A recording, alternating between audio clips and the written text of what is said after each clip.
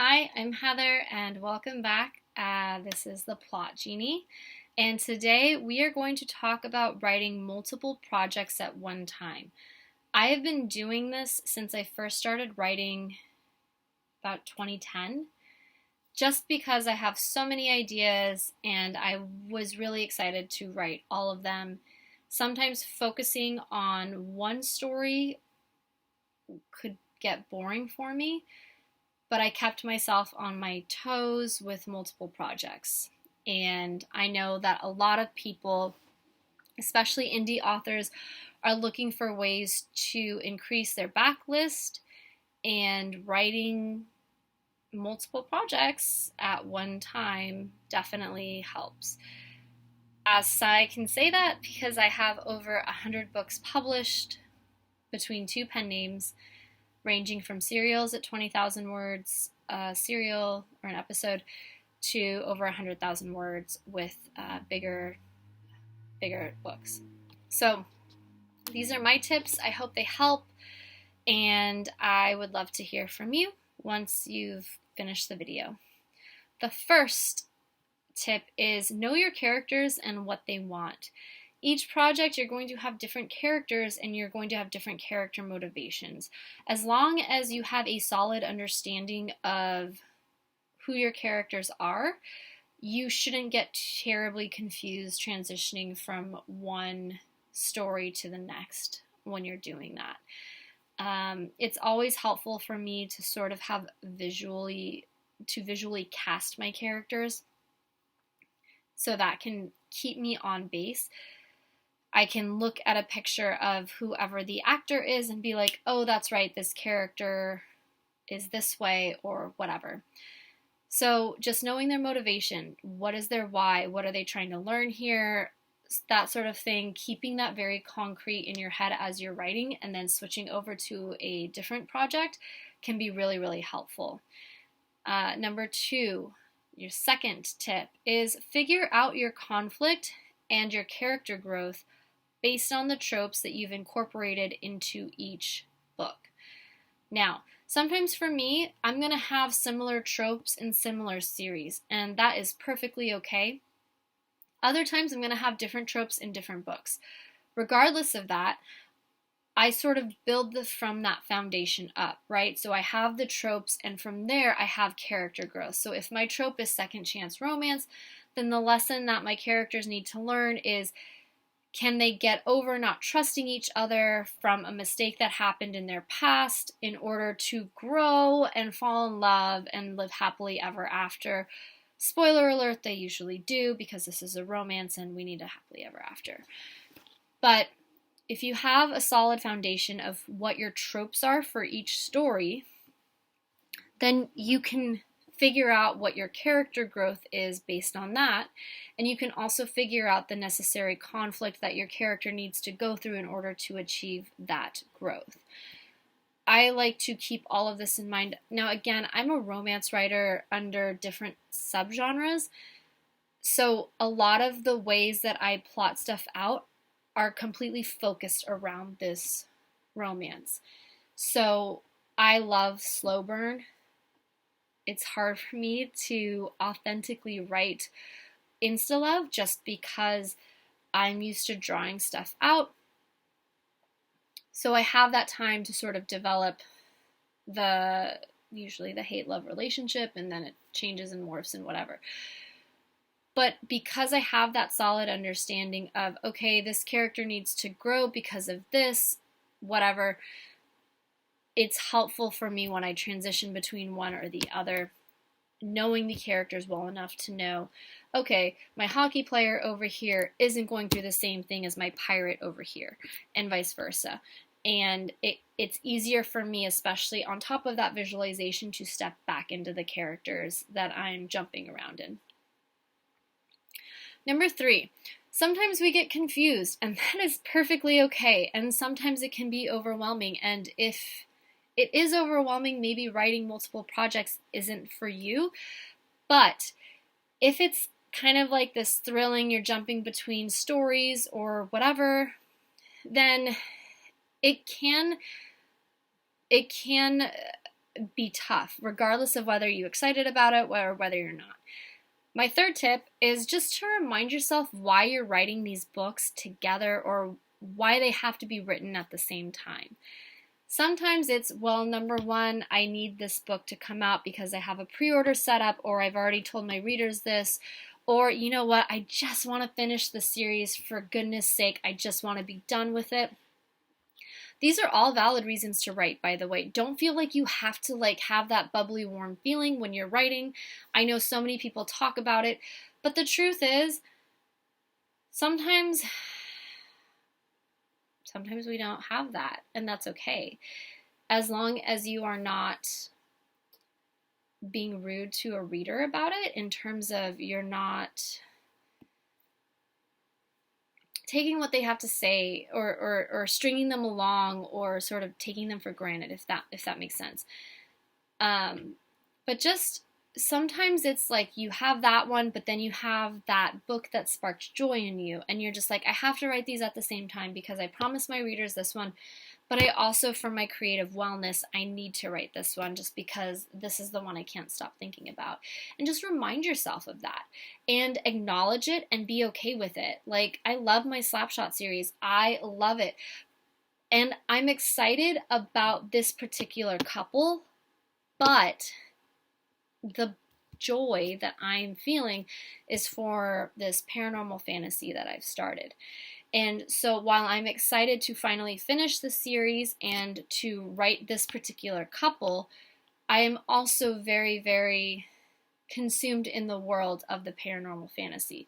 And so switching back and forth keeps me on my toes, and it allows me sort of like a break so I don't get too involved in one world or the other, because sometimes immersing myself too much will make me bored, and it's hard to see the forest through the trees, so I just don't want to.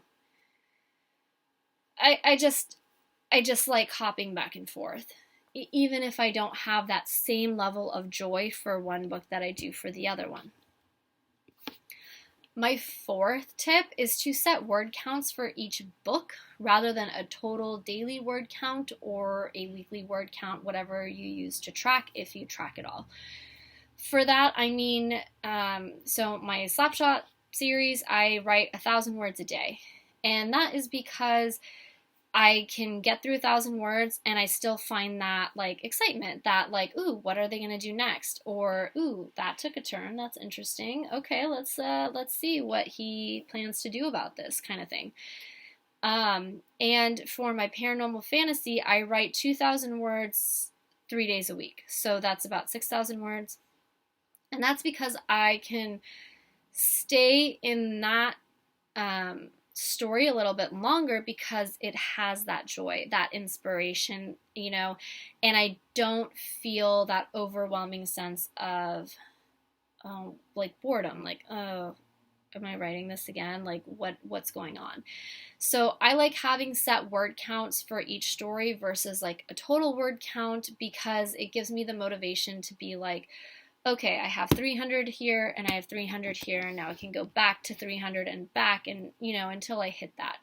And especially with the Slapshot series, which I don't have that creative joy the same way that I do for the other one, 1,000 words is definitely doable without draining myself or forcing it or anything like that. And so I think that as long as you know who you are as a writer, it's very important to figure out what's going to make me get overwhelmed or get drained or get bored, where I don't even want to write this one anymore. I just don't care about my deadline. I don't care about the readers expecting this. I just want it off my plate. Because once you start hating the book, that's where your readers are going to be like, oh, she half-assed this thing. Why did that end so abruptly? Or why, are these things being repetitive to her earlier stuff, because now she's just being lazy because she just wants to get it over with. If you are able to find that balance of, okay, I can do 1,000 words a day for this story and not be too emotionally upset about it, then go for it. That is the key, And the last tip that I have is just remind yourself that this is a business, and having multiple products, especially in this business, is only going to help your business. So this might be a little bit of a tangent, and I do apologize in advance for it. I can't, how do I say this? With being respectful, sometimes you make business decisions as business decisions. Sometimes you write books because you know they're going to make you money versus whether you want to write them or not. And that is okay. So just give yourself permission to write the book, even if you don't feel that joy, because you're trying to give joy to the readers and you're trying to bring in a steady income for your family or for yourself or whoever. Don't deny yourself the joy of writing what you want to write either, whether it's completely niche, whether it is completely unlike the series that has already taken off, or whatever. It doesn't matter. You are allowed to write both things. Both are valid. I don't need to tell you this, but I feel so many AuthorTube videos focus on, oh, well, this is the book of my heart, or, oh, I'm just so in love with these characters or this plot, and I'm just blah, blah. And, there are times where I'm just like, I like my characters and I like my story, but there isn't that emotional connection to what I'm writing because it's a book 12 and I'm kind of want the story to be done. I want the series to be done, but I also know it's going to make me money and it's going to add to my bottom line for future earnings. And it is okay as a business owner to make decisions like that as long as you are respectful about what you're writing to your writers or to your readers. And I think that a lot of people forget that. They feel either super guilty because they want to only focus on the books of their heart, or they only want to write what the market tells them to write because they want money. You don't have to do either of those. You can combine those things, and that is the ideal, is finding something you love and finding a market for it, combining it, and that's great. Doesn't always work out that way though.